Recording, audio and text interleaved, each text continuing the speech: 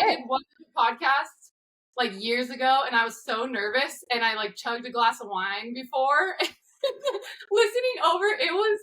It was so bad. I just sounded like the stoniest, most like wine drunk freak. So this time at least I'm pregnant. So yeah, so I don't even know when the last time like we saw each other or chatted live, but obviously I've been following you on social media because I think you're adorable and it's fun to watch all the things that you're getting into.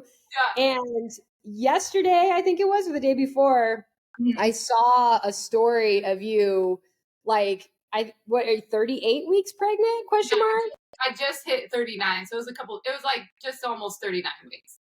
Okay, so 39 weeks pregnant in the 543 and hood going surfing, and I like forwarded to Jackie and I was like, that's so gnarly. And like both Jackie and I surfed like late into our pregnancies and all of this. Neither one of us went nearly as long, and like I don't think either one of us would have gone as far in like a 543 and all of that. So like tell me about that. Like how do you do that? Yeah, well, you probably can relate. It's just that I started really kind of thinking about like 2-kid life. And I was like, oh man, I think I'm about to be like down and out for a while.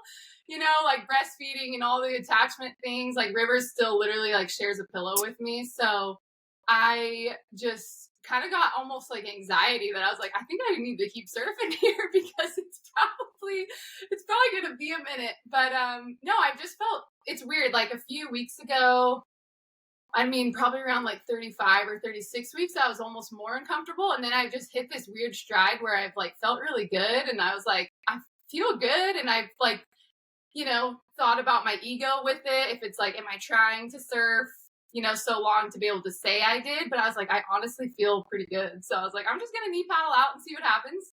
And yeah, it was good. Uh-oh. Did I lose you? Yeah, I hear you. Good. I think I'm back. Internet struggles. I thought it was you at first, and then I got the little notice that it was me. Well, how do you like logistically? Like, I remember I only surfed. I think I say like only. Like most people, are like, whoa, that's really far. But like compared to 39 weeks, no, I only surfed until 32 weeks.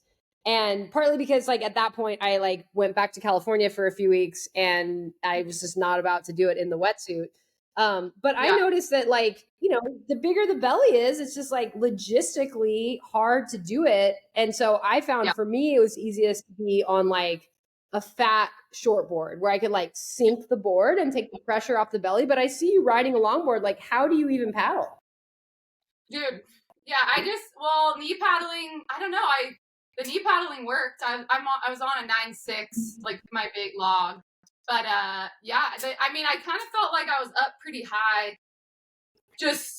But yeah, I didn't paddle and like sit properly outside, like amongst the lineup. I kind of waited. I was like, if I'm doing this at 39 weeks, like there's definitely risk here and I need to be smart. And the other people, you know, anybody I'm around, like I wasn't trying to do something stupid, but I just kind of sat on the inside of people, and then when I wanted to catch the little reform inside wave, I just put my head down as far as I could and tried to lift my butt up like literally as high as I could for just the shortest amount of time, and then it was just, you know, it was normal.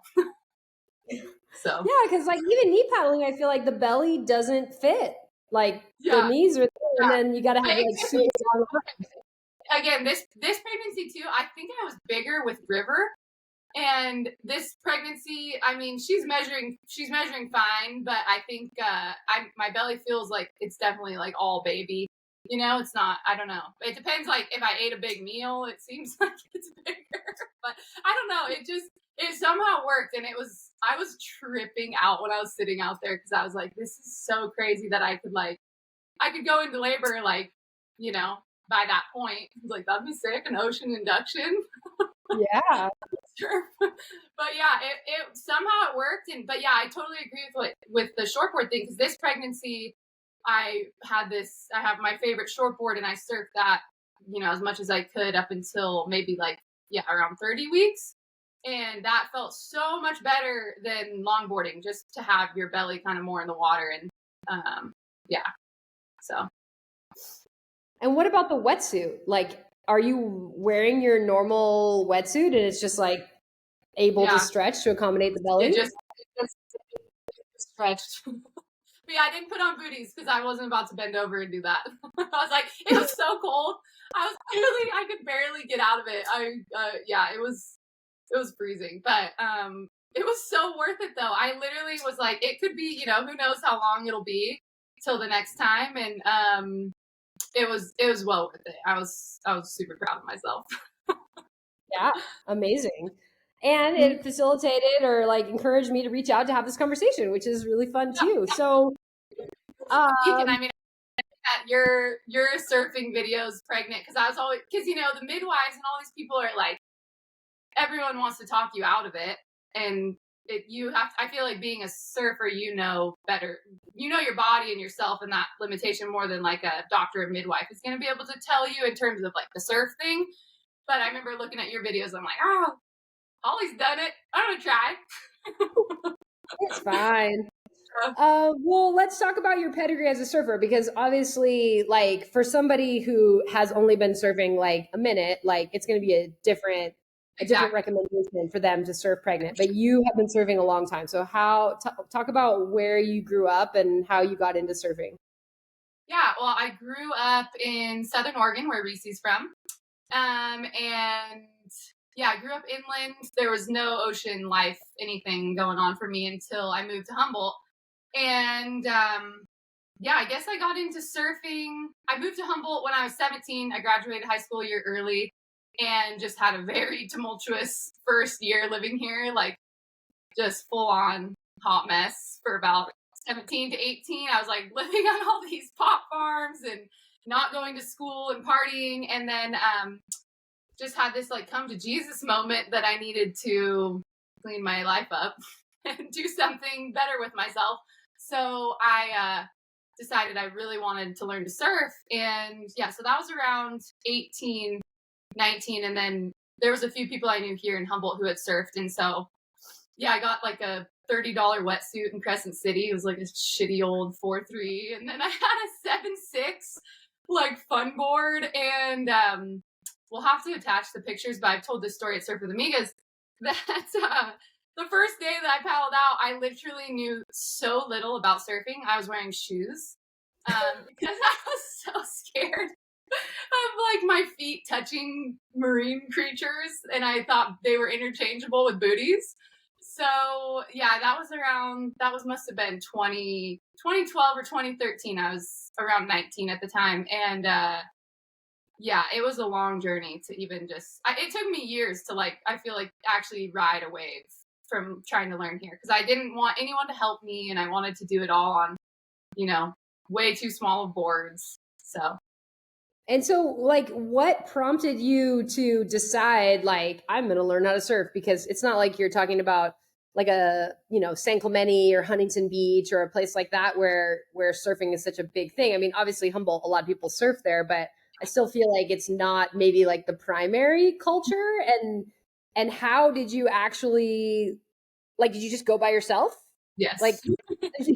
Yeah, I mean, oh, well, to be honest, like, the real truth of the matter was there was this guy I was into, and he was this amazing surfer. He was from Carmel, I think, and he was like a daily driver where he would be at the beach like first light every day, and he just had such a little twinkle in his eye, he was all tan and happy, and I mean, obviously there's that side of like, you want to impress somebody or something, but this was long, things didn't work out with us. But I just remember thinking, because I was so miserable at the time, he just really seemed to have like some special sauce going on, and I attribute it to, I think it was from surfing, and I had no exposure then, so I was like, I think there's something here with the surfing. I watched Blue Crush growing up, and I was like, obviously it's super cool, but yeah, I didn't have like a active hobby or like some immersion with nature or anything like that at the time. So it just was like, I just decided, I was like, this will be my identity. I'll be a surfer.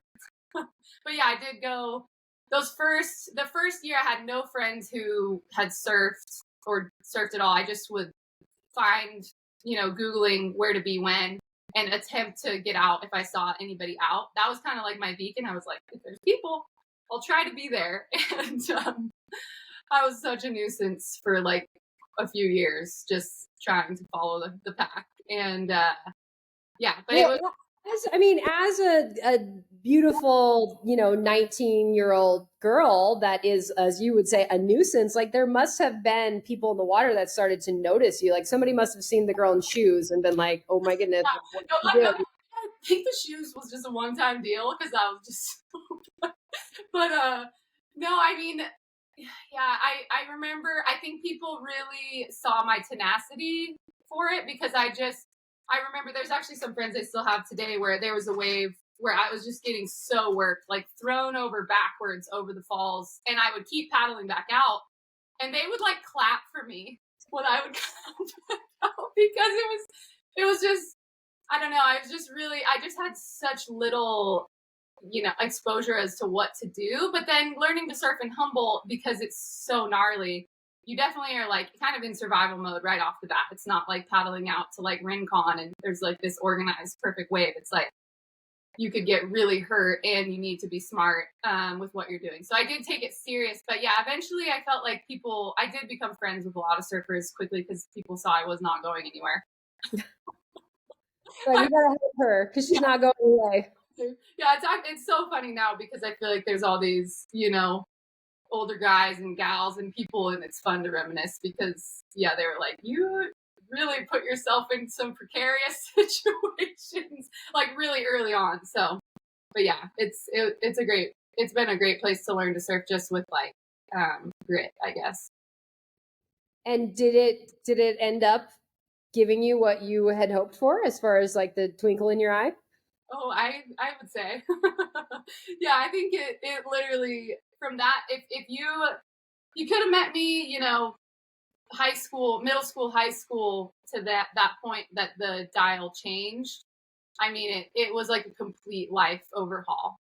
I felt like I had never experienced like a lifestyle or something that really, made you want to get up in the morning and be a happy, healthy person and have something to be so passionate about. Like it was like a night and day life situation. Because before that, it was a pretty dark time. So, yeah. Well, I would say too that like, I didn't grow up in Humboldt, obviously, so, but I have like passed through there, and when you're talking about like weed and that, it seems like a lot of surfers, like the whole weed party culture is a part of it. So it doesn't seem to me to be one of those things where like, oh, I want to get away from like the weed party culture, so I'm going to get into surfing, because it seems like those things are still linked. But is that not the case as much as I think? Well, the weed thing is like so different here now, but back then, yeah, I don't know. I think, yeah, the growers that I was, working for in places, I didn't really know the surf scene growers at that point. So they were like older, yeah, way far removed from the surf community. So yeah, it was two totally different things for me at that point. But yeah, I felt like from all the tumultuous years, like literally like most of high school, and then that first year that I was here, it got so much out of my system because of just how wild those times were, that I just felt like I was so ready to like not party, drink, anything. I was ready to like, I wanted to be like that. Epic. So then as your surf journey progressed, then what happened next? Well, let's see. I guess at that time, yeah, early on, I was learning to surf. I was working on produce farms for, I say that and it's, people are always like, oh, I'm sure, but really actually growing food for a few years. And actually, I can't even remember how many years, but I did that for a while. And then eventually I started working with you guys. That was probably like, it was pretty early on in my surf journey. So that always cracks me up because, yeah, I definitely kind of weaseled my way in to surf with you because had you known, you probably wouldn't have hired me. But I remember, yeah, I got the job probably, I had the ocean skills, but definitely not the technical ones the first year I worked with you guys. Well, That luckily, was part a long of having a big team and a diverse team is that everybody plays a different role. Like, well, yeah, in a perfect world, you have like the most technical surf coach and that's like super ocean knowledge and is like social and supportive and friendly and like eager to like hang out and do all the activities. But in reality, a lot of times those come in different packages. So I don't remember you as not being able to surf. I remember, but I do like my strongest memory was just like you were always like so much fun, like such good vibes, like, happy, stoked, Yeah. and riding a shortboard, riding a longboard, and just like down for whatever it was that we were up to. Mhm. Yeah, it's definitely probably I'm very frothy. Still feel the same, but that I definitely feel like that's what I brought to the table. But I remember, I think it was the first year, and I think I worked with Jackie that first year, and then it was so funny because I remember just being it was so painful to like watch the videos of other instructors and feeling like yeah I was definitely I was still figuring some stuff out then, but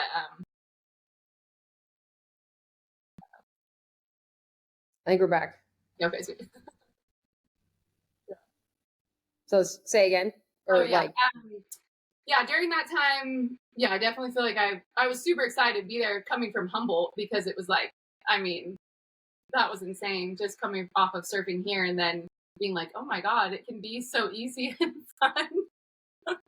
So yeah, life changing working with you guys because I feel like learning to surf here and then I did some Baja trips in between, but yeah, going to Nicaragua, specifically Nicaragua, and then a couple seasons in Costa Rica, it was just mind bending to see how fun and easy surfing could feel compared to like the 5'4" and huge surf here because it gets so massive here. And I would, ever since I started surfing, I've tried to embrace like all, seasons of surf here. So yeah, it was really a real treat to get to work with you guys and help my yeah, surfing.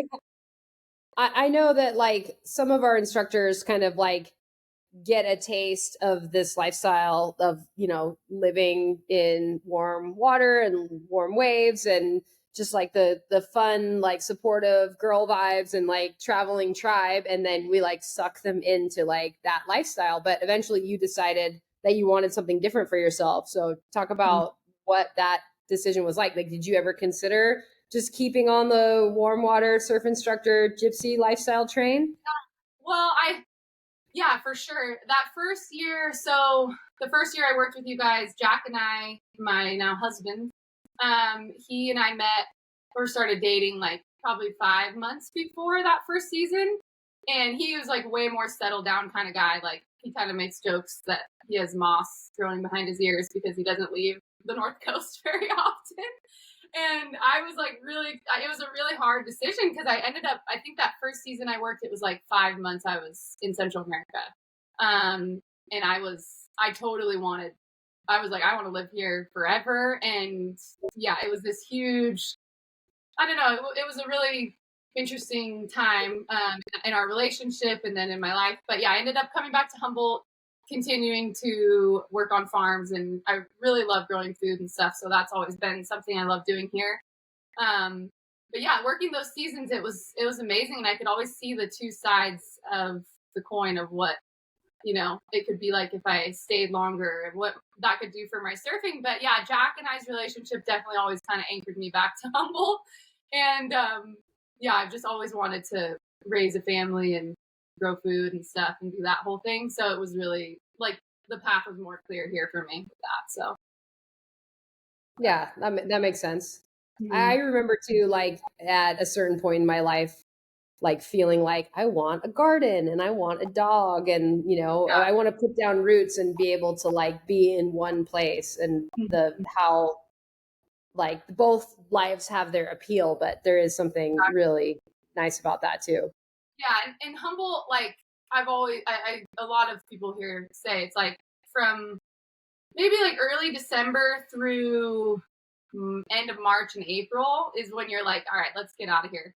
And that, if I could find, we're still seeking, a way to like, and we have, good life changes happening to where maybe we can embrace a different situation for like a few months out of the year. Cause then once I'm like May through November, life's really good here. And, I love being at the river and doing the Northern California thing. So, and yeah, having the garden and the family thing. So, but yeah, hopefully we're going to be able to integrate some break in this, in the freezing cold NorCal life at some point. Well, like I said, I spent a little bit of time there, so I can visualize what you're talking about with very little like description. But for somebody that hasn't spent time in Humboldt, like, what is that lifestyle like? Yeah, it's pretty far Northern California, about 6 hours north from San Francisco, and it's breathtakingly beautiful. Like, I grew up in Southern Oregon, which Oregon's beautiful, but here it's all these different state and national parks of redwoods and just the most ferocious, beautiful ocean. Like, very few people, and so yeah. And then during the growing season, it's just the most abundant place you could ever find food, in terms of like the growing season. And then yeah, the waves get really fun, and there's just we have a lot of options here, specifically in Humboldt, with wind and swell. Like, every day there's an option for surf, if you're willing to embrace, different conditions. But it's like, yeah, there's just a lot to do. There's a million rivers, and it's pretty epic. I feel like every day here you can have like the most amazing outdoor adventure, if you want. So It's interesting to hear you say that like there's good waves every day, or I don't know, maybe that you didn't use those exact words, because like my experience in that part of the world has like not been that way. But I think I'm also a little bit of a snob when it comes to surf. my perspective is just only from here pretty much ever. So it's, there's days where I'm like, this looks like Fiji, and I've never been there. So it's like, it just probably stems from learning to surf here. But I do think, it just depends. I think if you like gnarly waves or bigger waves, then yeah, you could surf most days out of the year here. Or if you're just willing, again, like putting on the wetsuit at 39 weeks pregnant, you're like, if you just go through the motion and get out there, you'll be happier that you did. Yeah. Maybe. Maybe. No, I mean, I think that's true. I feel like there is something like invigorating about cold water, and like putting on the wetsuit is part of the workout and paddling out. And it's one of those things that afterwards you're like, okay, cool. Now I can go get a burrito or a coffee because I did that thing. Yeah. Yeah. You feel really empowered, I think. That's what I think I really gleaned from learning to surf here, is like, yeah, you're just like, if I can do this, I definitely can do anything. Yes. Yeah. No, tell me about your food growing in your own household. Yeah. Well, the job working on the produce farms for so long was just like the best version of school for me, since I didn't go to college. And so that really has been a huge passion of mine, like next with surfing. And yeah, but this year, pretty much every year, I just have a good little food garden going. But this year we like actually had a guy with a tractor and like did like some solid work at our new place. And yeah, from about June through late October, we get to grow like a lot of our produce here, which is awesome. So what are you growing specifically? I mean, all the greens, brassicas, flowers, pumpkins, corn, all sorts of fun stuff. Pretty much stuff you could integrate into your meals every day, which is awesome. And then Jack is a avid hunter and fisherman, so we're so blessed. So that's another part of the like NorCal life that I really love about living here, is that we get to be so close to our food, and that's just like such a huge passion of mine. So yeah. Amazing. Yeah, and you recently like would you like convert a trailer or something? Dude, we got a free single wide from a casino in Trinidad, and it was used as an office. And we were like having a major transition last year, where we were living really really far up at the top of this mountain. We were like 45 minutes from the surf most places, and pretty far from town, really isolated, which was really hard with having river and stuff. And so eventually we got this plan set in action. It was last spring, And we were able to put this house on his grandpa's land here near Arcata. And he's got about 7 acres that he left to Jack's mom. So yeah, we got this free single wide, and we're like, all right, 800 square feet. Like, what can we do with this? And we just like gutted the whole thing, like stripped. It was in, no one had ever lived in it, so it wasn't too crusty. But yeah, we just kind of stripped it down to the studs, and then made a house out of it in about 10 weeks last summer. But I just want to I want to go back and be like, okay, how did you get this from a casino? Like, what did that like? It's a funny story. Yeah, it's so a family connection through Jack's mom. They were able to somehow secure this because they needed to get rid of it because they're expanding the casino, and she was friends with the guy who's the head of that casino and all these things, and we were the lucky recipients. They needed it to be gone, so we paid the moving fee, to get it out of there, and it was went from there. But it's awesome because, and I actually was thinking about this when thinking about talking to you, is it's a small place, it's 800 square feet, and we have no real future plans of expansion or any sort, and about to have 2 kids in here, and so many people here, and all over California, that would be considered a pretty small home. And I've always just reflected on time in Nicaragua and all these places around the world where people live in such smaller, simpler dwellings. And yeah, so for us, we've always lived in small houses in Humboldt too, just to like save on rent and stuff. And we're so pumped. We're like, we'd way rather have a bigger garden and like a tiny house and figure it out, and 800 square feet's not that crazy. So, but yeah, it's worked out really cool. We're like, let's not have any debt and just be able to keep being super simple. So yeah, we can't afford the market here currently. So. Right. Yeah. Well, anywhere in the world, almost, it seems like the prices are so crazy. So yeah, we missed the boat there. Yeah. So talk about motherhood. Yeah, I know. I was thinking, so when I first met you was when you were like right in the throes. I feel like Soleo was like several months old, and you had Luna, and they were just all over you all day. He was just 24/7 on your boob, and the coast. Like, I just remember, because I knew nothing about like attachment parenting or anything then, and you were like in the throat. You were full on, especially when I first met you. I mean, pretty much anytime I saw you with the kids. And yeah, so that's something I was thinking about. But yeah, I've always wanted to be a mom, and I had River back in 2021, December of 2021. I was really feeling ready because, yeah, my day to day with my business and surfing, I felt like being self-employed and like going to the beach every day. There was just such large chunks of time that I was like, what do I have all this time for? I've always wanted to have kids and stuff, so it kind of felt like the point where the days were slow enough that I was like, let's bring a baby into the mix. So yeah. I don't know that I've ever heard that as the reason. Like, I have extra time, and so what do? Maybe we'll have a baby to fill this time. Like, I always wanted to have kids. Always wanted to have kids. I know. Yeah. It just felt like the timing of like, I mean, God, I'd go to the beach every day, and then make jewelry as many hours as I needed to, and then it just, yeah, I was like, I don't feel like I'm being pushed hard enough with my day, so it felt like a good time to do it, and the clock was ready. So anyways. And how has the reality of that turned out? Like, yeah, how does the time feel now? Definitely, yeah, the perception pre-kid life and what you think and then post is pretty wild.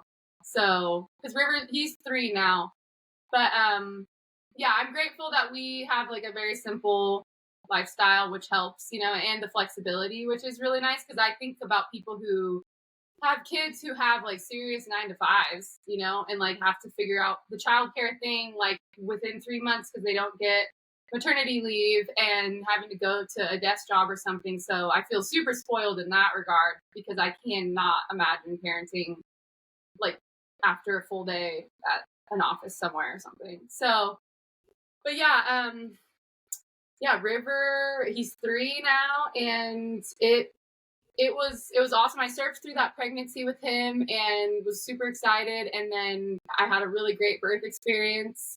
And but then I got hit pretty hard postpartum with all the things. So that's when I think it was like, holy shit, this is major. So Well, can you talk more about what that meant for you? yeah. Yeah, it was I so yeah, things went really well up through the birth, and then we got home and I just got hit with like, I mean, I'm a pretty like hyperactive person, thinker, all these things where I could have maybe thought some anxiety would settle in, but I mean, the first night we got him home, I didn't sleep for like the first 5 days that he was around, and it was like the anxiety and adrenaline that started going through my body, and then that was paired with like major breastfeeding drama for the first like 4 or 5 months of his life. I was just in this pit of like constant mastitis and such scary insomnia that I like I couldn't even see straight. Like literally I could not see the trees outside. My vision was so screwed up from not sleeping. So it was like a very hardcore initiation. And then also we lived really remote in this place. So I felt horrible guilt asking for anyone to come up and help or be present because I felt like it was a burden to get them to come up there. So I was on my own, and it was pretty gnarly those first few months. But again, I think like birth too, how hard that experience is, that you really see like what you're capable of and what you're able to get through because it's so hard. So how were you able to transition out of that period? Yeah, it took a while. So yeah, the first couple of weeks of having him, I was just so spun out. Like the sleep thing was crazy because I just could not. I ended up in like such a spiral of being anxious about not sleeping because it just turned into days. And then you're like, oh my god, I haven't slept for days. And so then when you'd start to get close to sleeping, it just wouldn't come because the anxiety was so intense. But yeah, it took a few months of just, I don't know, really having to slow myself down because then again to combat everything that I was feeling, I tried to surf like way too soon. I surfed like 3 weeks postpartum, and then that just sent my body to like, it was just, I went way too hard with trying to counterbalance it with things that I used to depend on, and it didn't work. So yeah, it's taken, I would say, probably the first 2 years of his life. It took me to get to a place where I was comfortable with um, the lack of sleep and like all those things. So Well, it sounds like as a new mom, like lack of sleep is a thing that everybody experiences, right? Because the baby wakes up and cries and needs to eat and everything. But it sounds like what you're saying is that the lack of sleep wasn't just because of baby's needs, River's needs, but yeah. like something was going on in your mind as well. So that's why I wonder, like, at what point were you kind of did something shift?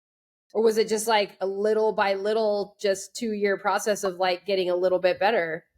Yeah, I think it was maybe yeah, it's hard to say because yeah, I still feel like I'm somebody who just doesn't sleep very well because I'm constantly like, I need to do this, I need to do that, and but now I've gotten to the point where it's an acceptance and like surrender thing where I think I fought it because I didn't. It was such a shock to the system that I just thought, oh, you should just be able to be back to normal with even sleeping in between breastfeeding a baby all night and stuff. So yeah, it took a lot of acceptance and then just really having to work on like my personal regulation in all ways because the more spun out you get with things, then things just start to spiral. So yeah, it was such a journey of really getting in tune with my needs, in a more small environment, just within the house of like being a mom for the first time and not being able to just go exercise or surf, right off the bat or something to make yourself feel better. So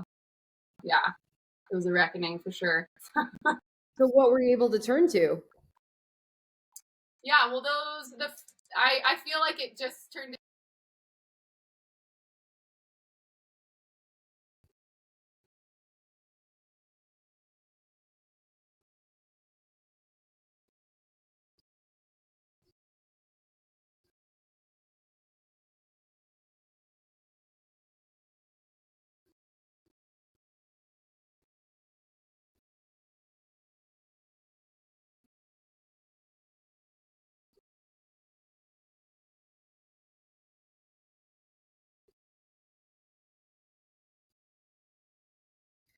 Yeah, that's something I can totally relate to too. I feel like for me, I didn't experience that. I did experience it with Luna. Like I remember specifically a few different times where like the waves were firing and like I couldn't go because like I needed to be with Luna in that moment. And like I remember even like some of the Surf with Amigas instructors like coming in and like telling me how good it was, and I like wanted to like punch her in the face, you know? And and then having Leo, you know, now you got two, and then it's like it's even more. But I feel like that journey, as hard as it was, has like now that Luna and Slayer, they're 8 and 10, which is crazy. And like they're like they go to school and I can leave them at home and go Dawn Patrol and like come back and they will have like gotten up and served themselves cereal and like maybe got on their devices like in a way that I wouldn't have encouraged if I was home, but still like I can leave them and go surf and come back and they will not be dead, you know? And and yet I feel like my relationship with surfing as a result is so much healthier because I had to go through that where like I couldn't surf and now it's like I don't have to surf in the same way.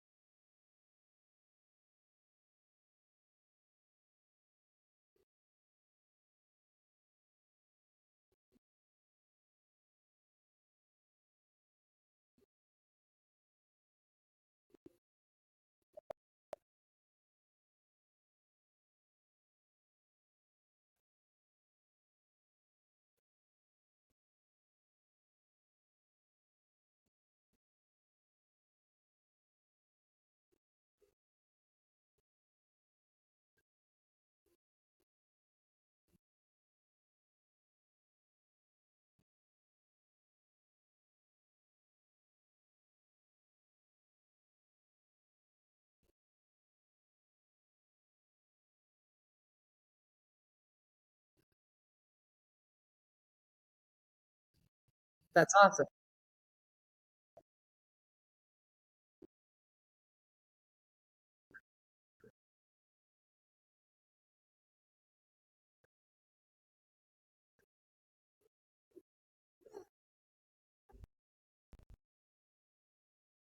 Well, then are you like thinking about that now as you go into, you know, a week or less or slightly more, maybe like, within the next couple of weeks, you are going to have baby number two.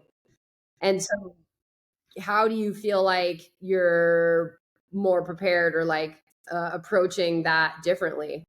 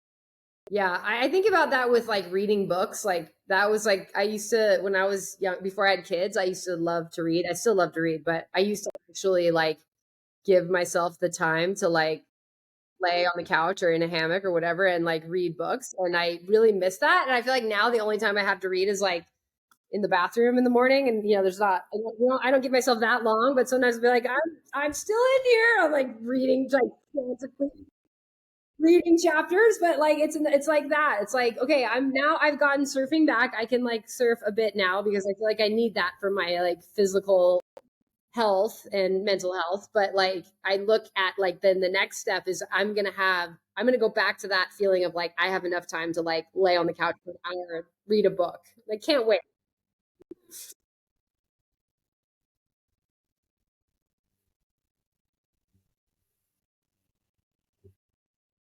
They're exactly 2 years apart, like to the week. Like his due date was her second birthday, but then he ended up coming like 10 days later. Yeah, it was crazy. I mean, for me, like you mentioned that you have a super supportive partner, and I feel like that is huge because I didn't have that. Like their dad was helpful. It's not like he wasn't helpful at all, but he was not helpful as far as me surfing. And it was tricky because like it says you're not being recorded because of low browser storage. Okay.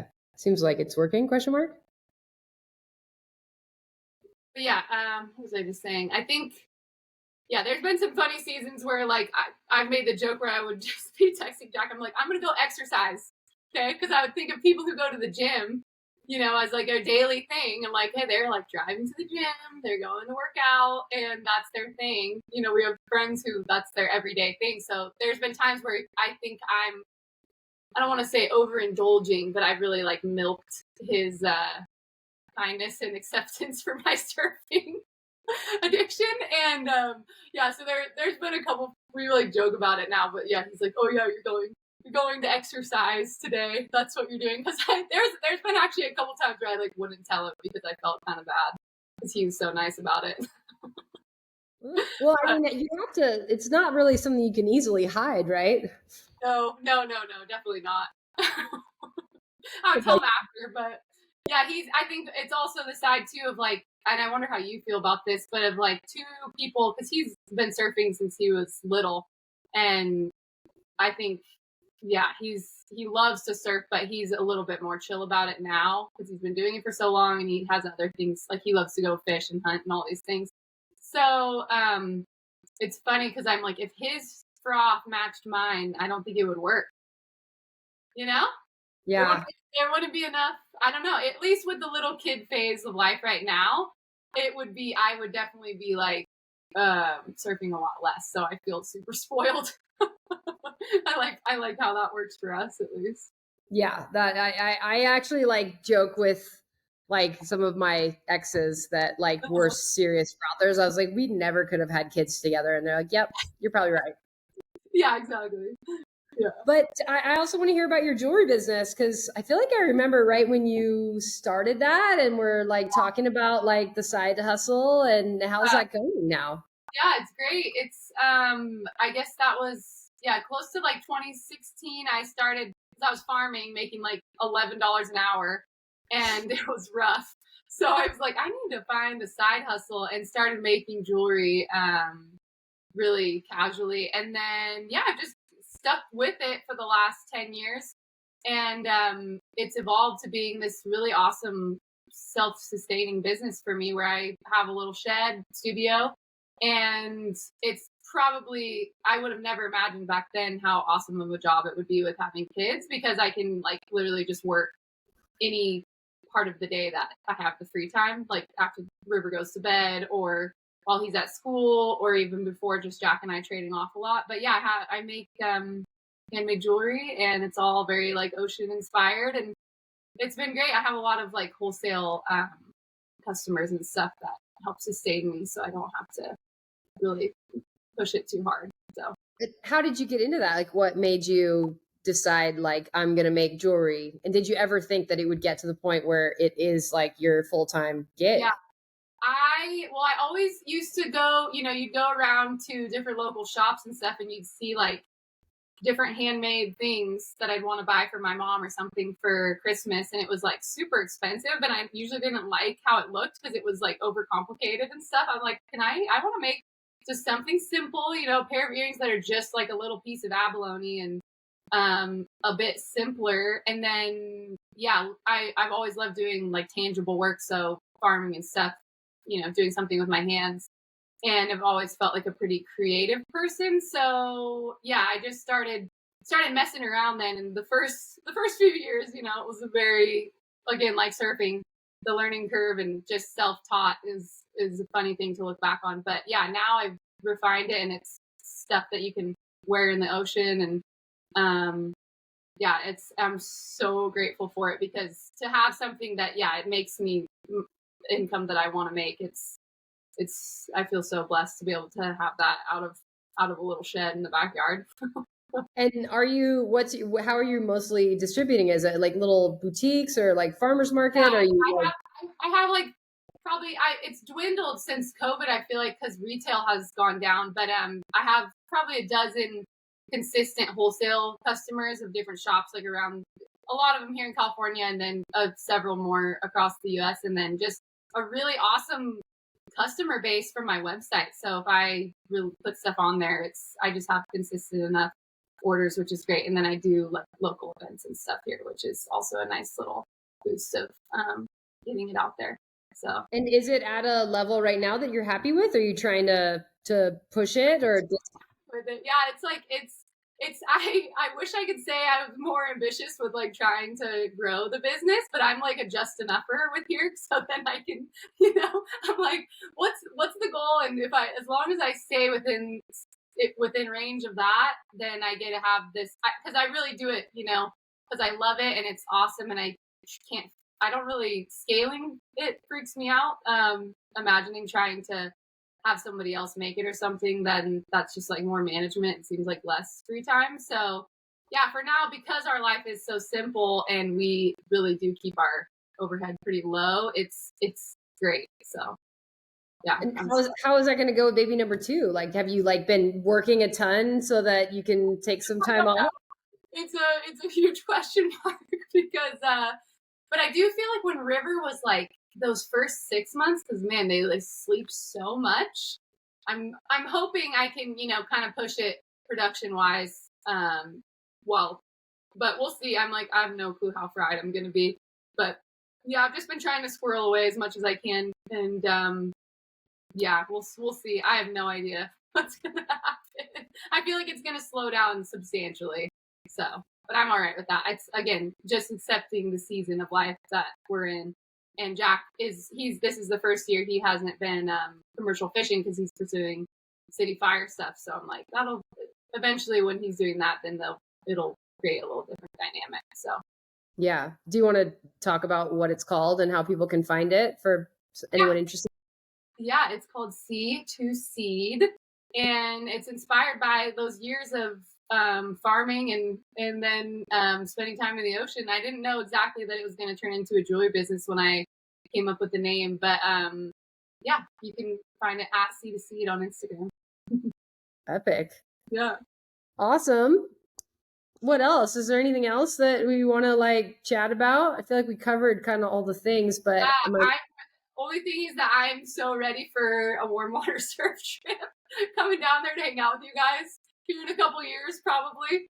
It'll probably be, I'm so ready because I haven't really gone on any trips since I've been born, and I'm jonesing, which is not the best timing being of that I'm due in a week with the second baby.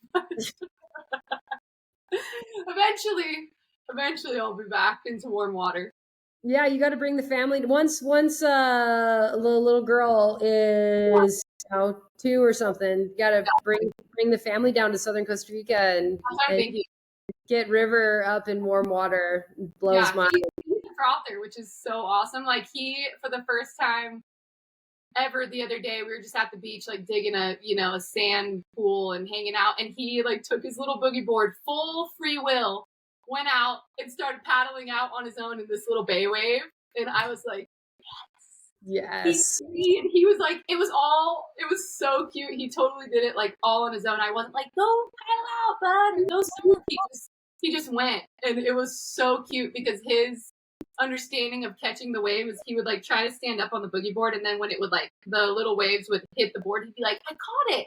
Because he thought like when it would touch him was catching the wave. And Yeah. so I'm excited getting him to a place where I feel like he has like the tenacity, it seems, at 3. We'll see. I don't know where you would get that from.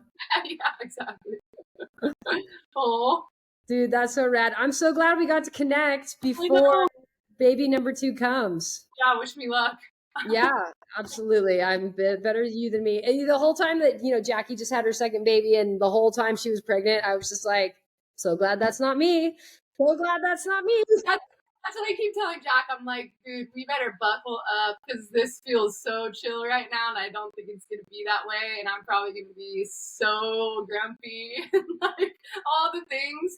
But it's all right, we'll get through it. It's a season. So yeah, I think that's the mantra. It's a season. It's a season, and one season gives way to the next, and they all have their beautiful moments, even with other individuals. Well, thanks for paving the way. Now, Luna's 10. Luna's 10, so now we're in like the preteen, like trying to regulate device time and like, trend drama, and like, she doesn't like me today and all that, it's just like it's all the same struggle in I can't imagine. Yeah, it's so crazy. It's so funny. I saw some video the other day that was like parents of a 9-month-old, like we got through the hard stuff, and then it was like parents of 1-year-old, 2-year-olds, and then teenagers, and they're just like, yeah, here you go, good luck. It doesn't seem like it gets any easier once you think you figured it out. That's it. Right on. Well, best of luck with a safe and enjoyable delivery, and look forward to catching up on the other side. Yeah, good to see you, and yeah, hopefully see you down there in a few years. And in the meantime, we'll be following on social media. Cool. Right back at you.